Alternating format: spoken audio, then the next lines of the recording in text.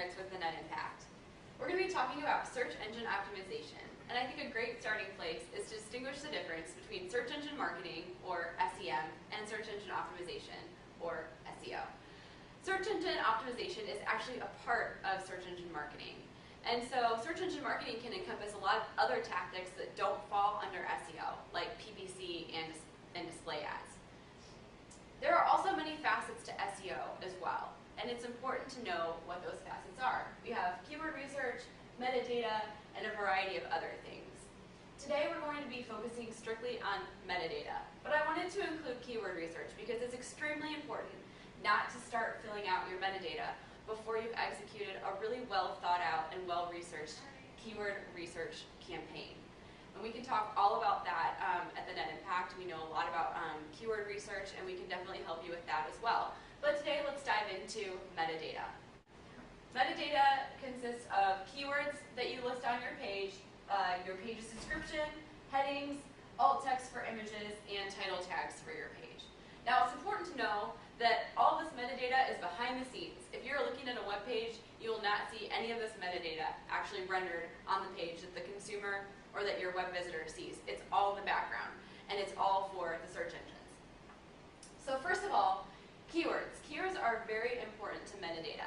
You want to make sure that after you do your keyword research, you're applying the best keywords that are focused to your page, not too broad, not too overly specific, and you want to make sure that you use a lot of those to attract visitors to your page.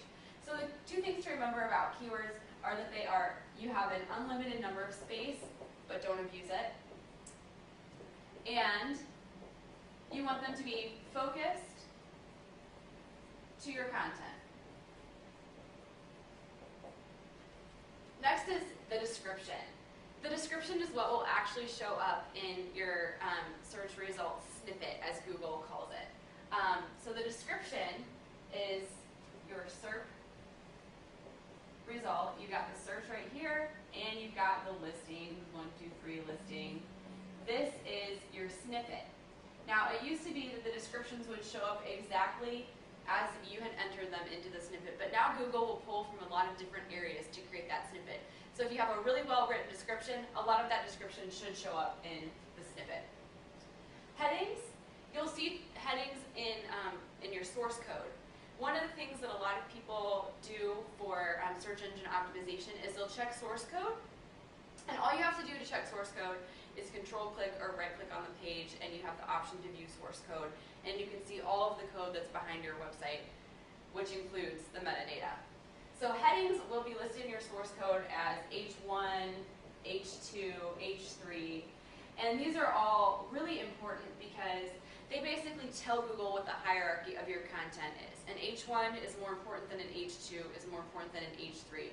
And a lot of times they're headings, they're bolded, so they show how your content is organized on your website. We also have alt text for images. There's a little debate about how to do alt text, and I know even among the team here we might have a little disagreement about what exactly alt text should be. But let's say you've got a picture right here, and we're gonna, don't judge my art skills, but we have a tree with a sunrise in the background. Well, typically alt text is supposed to describe exactly what that image is. So it's basically describing the image, it's not giving any additional information about it. So you have, the alt text would be, tree at sunrise. Now, a lot of times there's a deeper meaning to that image than just what it shows in the physical sense.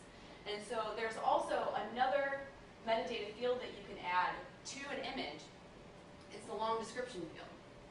And in the long description field, you can provide more info about that picture.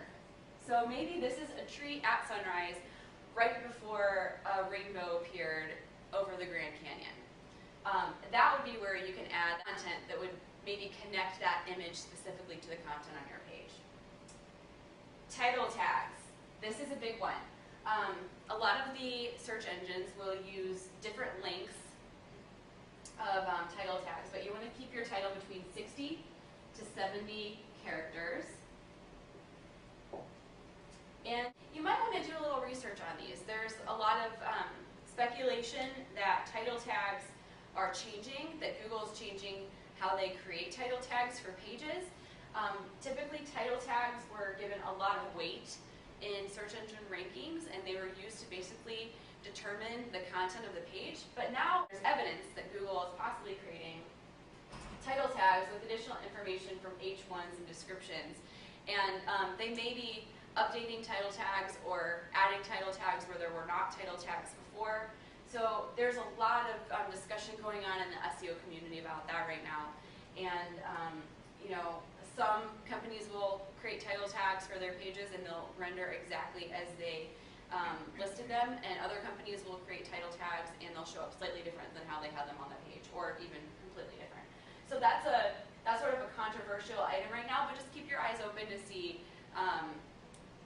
how that discussion progresses. What else is there? We have basically all of your main metadata listed out right here, but what else can influence your SEO? Well, because of how Google is now creating new snippets, it's increasingly important to make sure that you have good content on your page and make sure that you have a great website information architecture. So basically what that means is when someone visits your page, make sure that it's really easy to find the content that they're looking for, your navigation is very intuitive, and a lot of that comes through a wireframing process, and we do a lot of that work here at the Net Impact. Other things you might look at are ADA compliance for those with disabilities who might be looking at your website. A big part of that is having your alt tags filled out, but there's also a lot more that goes into ADA compliance as well. You want to make sure that you are minimizing your validation errors as well. So if you have a 404 error, page not found, you want to make sure that you're going through and checking your website and that all of your links lead to a good page and that everything's well connected on your website.